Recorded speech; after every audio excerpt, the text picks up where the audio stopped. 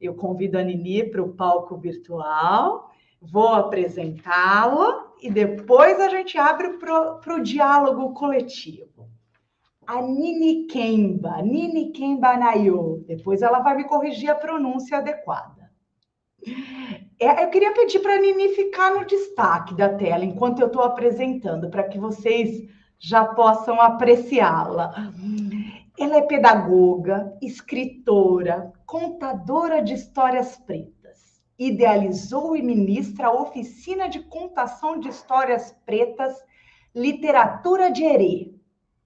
Pesquisadora de literatura negro-africana infantil e pensadora da educação afrocêntrica. Ela vai nos contar o que isso significa. Idealizou o curso de educação afrocentrada. Ela atua como consultora pedagógica e é a criadora do canal do YouTube Lite Afro Infantil, que ela vai contar para a gente. Mas é um canal, gente, que tem 12 mil seguidores. Ela começou a história desse canal, muito legal a história. Ela começou em 2011 com um tema que não era exatamente de literatura. Claro que depois isso virou um personagem, mas ela vai contar o que tinha a ver esse histórico. E antes dela contar, eu quero mostrar uma coisa para vocês que eu recebi hoje. O livro da Nini, o livro De Onde Você Veio, Odé. Ele vai contar, porque esse é um livro. Eu não vou dar spoiler. Quem quiser vai comprar diretamente com a Nini. Ela vai colocar aqui as redes, a gente vai mostrar, tem como falar com ela. É tudo muito fácil e rápido e efetivo. Mas o livro conta a história de um menininho que veio lá de Angola para Salvador.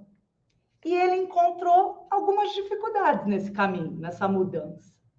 Só que o pai dele, maravilhoso pai, ensinou um instrumento para ele, que é um instrumento seguro de enfrentamento das dificuldades. E é isso que a Nini vai contar para a gente. Seja bem-vinda, Nini.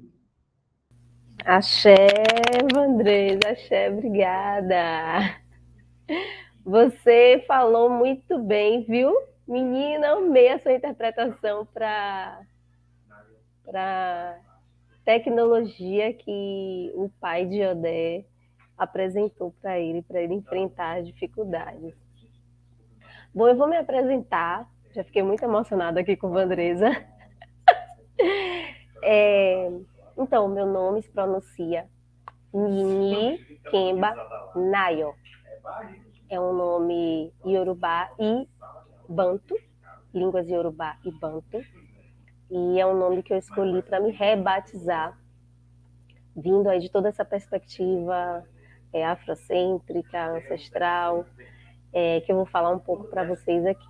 Eu sou uma mulher negra, preta, de pele não retinta, uso turbante branco, óculos de aros vermelho, batom vermelho, blusa branca, estou com ilequé do Orixá Obatalá, que são contas brancas. Ilequé é como se fosse uma guia, é uma guia de proteção no meu culto. Atrás de mim tem uma parede branca, com 2 quadros, um de Ogum, pintado pela artista Ana Ganzala, e outro quadro de Yansan, desenhado pela artista Assala Amanda. Bom, então acho que agora eu posso começar, né? Bom, a arte, ela entra na minha vida desde muito, muito cedo, primeiro através da oralidade, através da literatura. Eu sou filha de mulheres que me ensinaram muito a estar o tempo todo com livros. E mulheres que descobriram, na verdade, trouxeram, né, de toda a nossa ancestralidade africana, uma tecnologia ancestral poderosa, que é essa tecnologia da filosofia Ubuntu, que a gente pode resumir, bem resumido, em eu sou porque você é, então nós somos. E aí, essa tecnologia permitiu com que eu convivesse com mulheres mais velhas, que criaram muitas outras mulheres e homens, inclusive, que não são seus filhos e suas filhas. Então, pensando na arte como um conceito africano, a gente vai entender que a arte, na verdade, ela está ligada ao modo de ser e estar no mundo e à relação das pessoas com a natureza. A gente, aqui nessa cultura ocidental, eurocêntrica, brancocêntrica, né, em que, historicamente, as pessoas que dominaram o mundo, que dominaram as tecnologias que nós conhecemos hoje, que dominaram a intelectualidade, o estudo e o saber, elas nomeiam as coisas e colocam as coisas dentro de caixinhas, né? Como bem disse a Natália sobre a gente está acostumado a entender a arte como algo fechado dentro de caixinha, né? E expandindo mais ainda, a gente entendeu muito a arte como algo estático e fora de nós. Então, objetos de arte sempre foram vistos como objetos que deviam estar ao nosso bel prazer, para enfeitar a nossa casa, para a gente colocar valor financeiro neles, para pertencer a determinadas pessoas, para estar ali parado enfeitando, conforme nós entendemos como deve ser.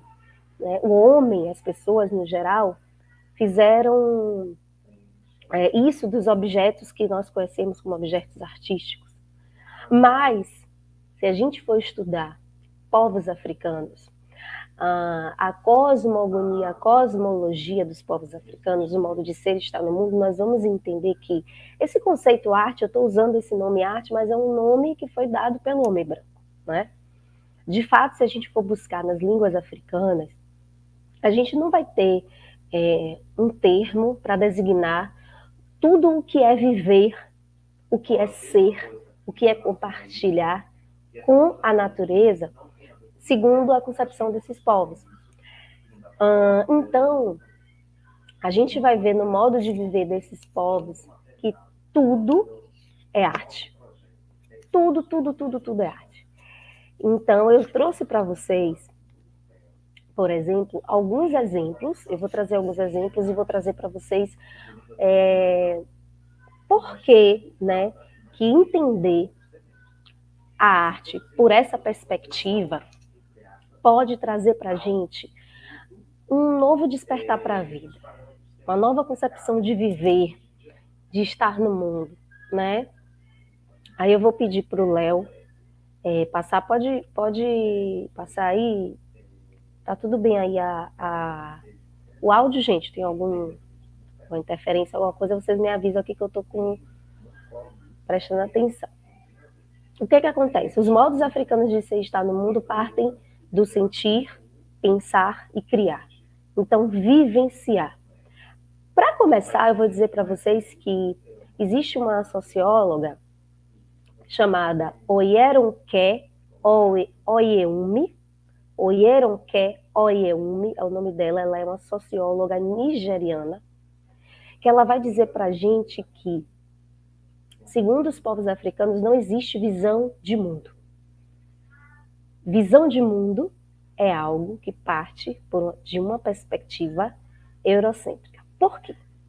Porque foram os povos europeus, sobretudo, né, que saíram das suas terras e viajaram todo o mundo conhecendo outros povos a partir da visão e catalogando aquilo que eles viam. Mas eles tinham um modo de ser e estar no mundo, esses povos europeus. Então aquilo que eles catalogaram, que eles não sabiam o que era, que eles não vivenciaram, que eles não sentiram, eles apenas escreviam o que eles viam.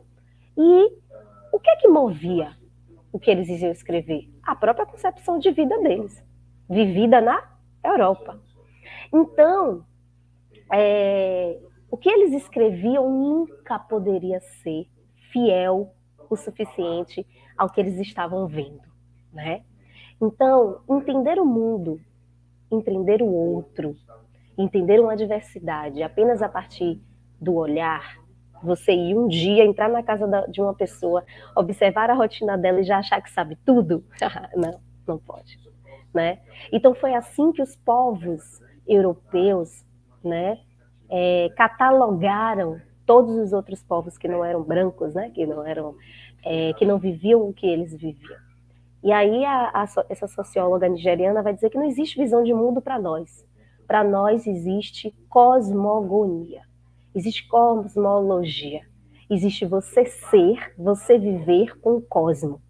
Então você não pode, apenas por uma observação de dias ou de meses, né, rotular o que o outro é, rotular o que o outro faz, né? E o nosso modo de ser e estar no mundo africano sempre foi rotulado pelas pessoas, por essas pessoas que dominam o mundo até hoje dessa forma. Então, a partir dos sentidos, o africano, a pessoa africana, e eu vou me referir a africano aqui, gente, não só com o limite nacional que foi inventado também por essas pessoas dominadoras, né? Mas eu sou uma mulher africana. O que me compõe, o que eu busco, a partir de que eu me referencio, né, sempre que eu posso e consigo, é africano. Obviamente que eu vivo aqui, nasci aqui, mas inventaram para mim uma nacionalidade brasileira que para mim é fajuta, porque eu nunca pertenci a essa terra, né? Então, subjetivamente, eu me entendo como uma mulher africana. E aí pensar que pessoas pretas no mundo todo também podem se sentir ser reconhecidas como africanos e africanas. Então, o africano ele irá construir, criar de acordo com a sua humanidade, vivência, cultura.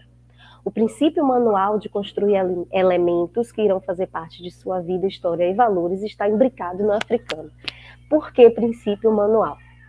No meu curso de educação afrocentrada, eu vou falar justamente sobre construções manuais.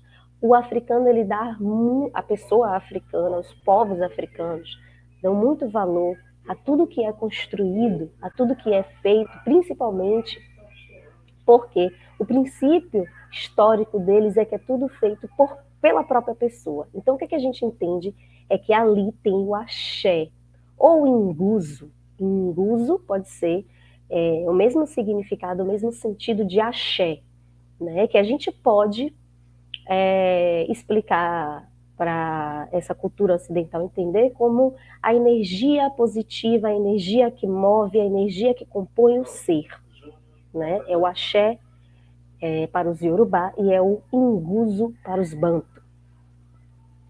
Então, a gente vai trazer a importância dessas construções e por que para cada povo africano, né, e o continente africano como um todo, enquanto unidade, né, essas produções manuais, artísticas, são importantes. Passe para mim, por favor, Léo.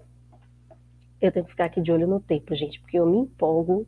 E quando é para falar disso, eu me empolgo mais ainda.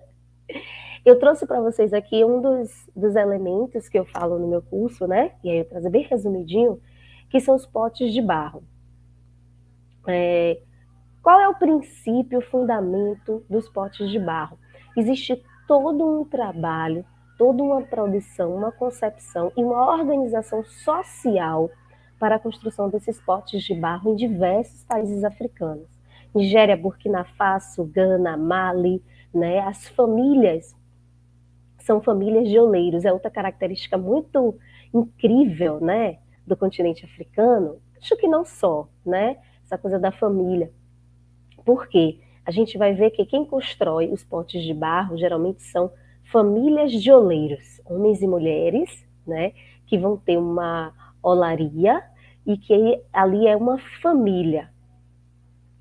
Então, cada um tem uma função.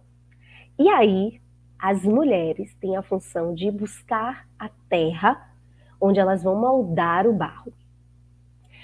Mas por que só as mulheres? Aí é que entra a questão, né? Em alguns povos, né, gente? Hoje a gente pode dizer até que com a invasão, né, dos valores eurocêntricos, muita coisa muda. E as deturpações, né, das organizações sociais africanas, muita coisa vai mudando com o dedo do homem branco que vai lá meter o bedelho, né? Então, por quê? Porque o barro, ele vem da terra, né? É terra. Terra, para os povos iorubá, a terra é um orixá. A gente chama de Onilé. Assim mesmo como eu estou falando, se escreve Onilé. É a Senhora Terra. Nós rezamos para a terra, nós saudamos a terra, nós agradecemos a terra, nós pedimos perdão à terra. Então, quem tem relação com a terra direta são as mulheres. Historicamente, quem criou a agricultura no continente africano foram as mulheres. Então, quem mais tem poder, né, para se relacionar com a terra, para mexer na terra, são as mulheres. Isso está ligado diretamente à fertilidade, porque é da terra que nasce o nosso alimento. É da terra que vem o nosso alimento. Então, nós saudamos Onilé pela grande fertilidade dela, que nos promove alimento, mesmo que a gente não mereça, que a gente a maltrate. Então, os potes de barro, ele vem sempre dessa concepção. A mulher colhe o barro, colhe a terra, ela modela o barro, ela modela os potes, né? Junto com os homens, ela coloca para queimar, né? E depois os homens pintam. É assim, especificamente, nas famílias de oleiro de Burkina Faso, Nigéria e Guiné-Bissau. Né? Então, percebam aí que a gente olha e diz, nossa, que arte linda, que arte maravilhosa, né? Uma artista modelou esses potes, desenhou esses potes. E pronto, ponto final. Mas existe muito mais por trás disso, né? Então, isso é a gente pensar a partir das vivências desses povos. Então, não é um mero pote de barro que você compra, acha lindo e bota na sua prateleira para ficar admirando, e quando está velho, você não quer mais, você joga fora. Entende? Então, existe toda uma concepção ali por trás. É por isso que os potes de barro eles são usados nos cultos, né, aos orixás, aos inquices, aos vodunces, né, porque eles são divinizados. E aí a gente vai ter uma variedade, né, inclusive histórica, desses potes de barro, fazendo parte da vida desses povos, o que trouxe para a gente também esse saber e essa arte, né? A dona Cadu é uma mais velha de 103 anos, moradora de Cachoeira, do Recôncavo da Bahia, fazedora de potes de barro. Existe um livro chamado O Dia que Almocei a Vó Bisa, contando a história de Dona Cadu. A história desse livro tem no meu canal do YouTube, eu já falei sobre ele, né? E isso para a gente mostra a ligação de África com a diáspora Brasil. Pode passar, Léo, por favor. Eu vou tentar ser bastante sucinta, gente.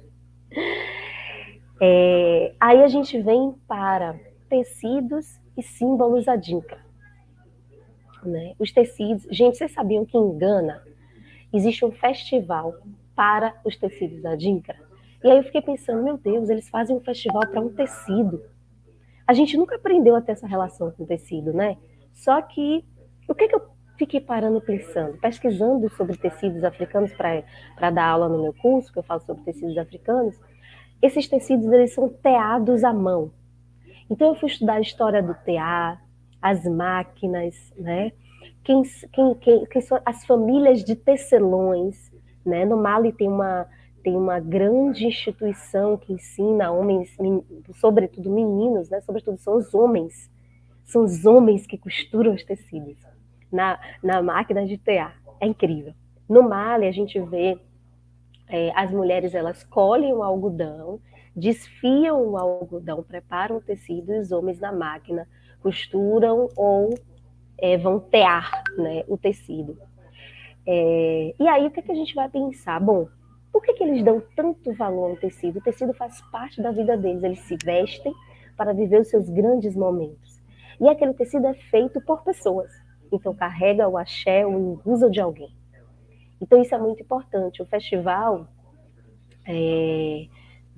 Festival de Gana, que é para saudar, conta a história, né, do tecido chamado tecido adinkra, que é carimbado com os símbolos adinkra. E os símbolos adinkra, que é uma arte super incrível, né, carrega símbolos que fazem parte dos valores do povo Axante, né, que é um subgrupo do povo Akan, que vive em sua maioria no país Gana. Então, gente, a arte sempre vai estar ligada com esse ser e estar no mundo desses povos africanos. Pode passar, Léo, por favor. E aí vem, né, acho que o que as crianças mais amam, que é a questão da pintura, povos que vivem à beira do rio Omo, gente, o Vale do Rio Omo, que fica no país Etiópia. São povos Surma, Mursi, Karó, Dinkanesh. Aqui eu trouxe fotos de Mursi e Surma. Esses povos, as crianças principalmente, têm uma relação com a natureza incrível, muito incrível, né? Elas entendem que elas são a própria natureza. E todos os povos africanos, historicamente, originalmente, têm essa noção.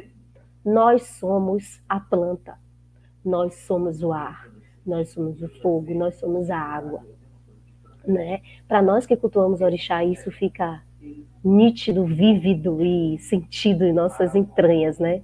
Cotidianamente. E essas crianças, elas vivem uma relação tão simbiótica com a natureza que elas, né, vivem 24 horas por dia se pintando e se enfeitando com flores, né, folhas, uns pintam os outros.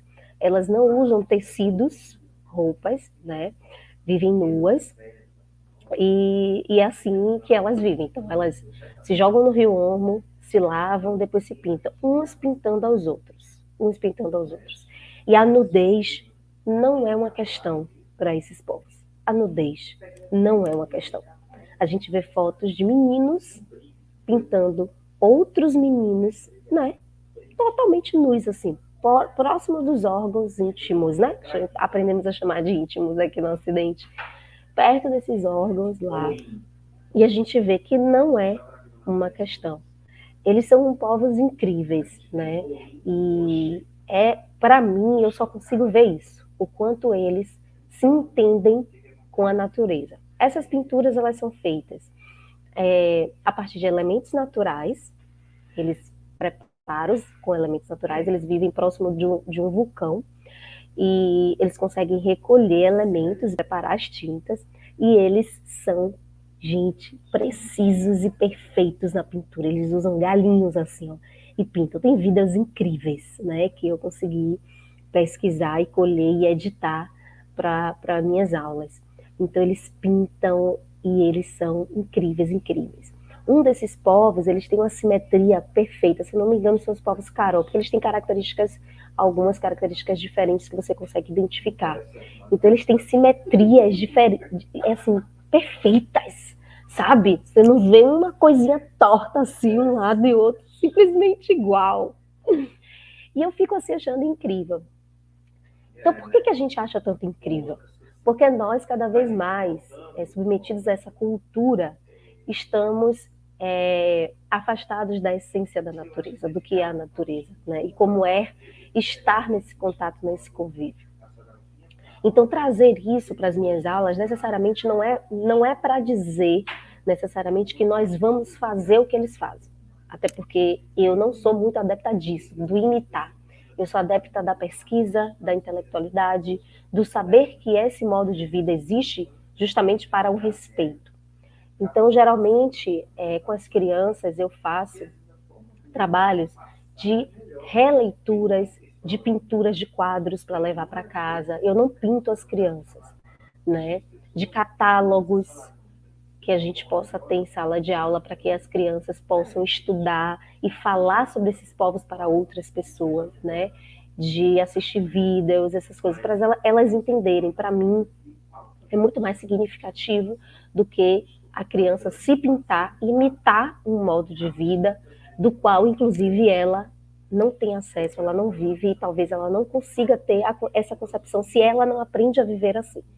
Então, eu gosto muito de partir da pesquisa, do trabalho, né, contínuo e da vivência de acordo com como a gente está vivendo aqui aos poucos e experimentando. Né? A escola nos limita muito. Então, se a gente puder ter essas vivências com as crianças em casa, será muito incrível. Acho que acabou? Eu acho que só tem mais uma, se eu não me engano. Pronto, para fechar, a gente tem a oralidade africana, né, através da música, da dança, dos instrumentos musicais, que é a minha grande especialidade, porque eu sou uma contadora de histórias pretas, então eu pesquiso sobre a oralidade africana, e a oralidade africana é a grande tecnologia ancestral, a grande arte que mantém a memória dos nossos ancestrais viva através de gerações e gerações. Acho que é isso. Acho que eu consegui passar o recado, né? E aí a gente vai abrir para a roda e a gente vai conversando. Eu vou poder falar um pouco mais sobre algumas experiências.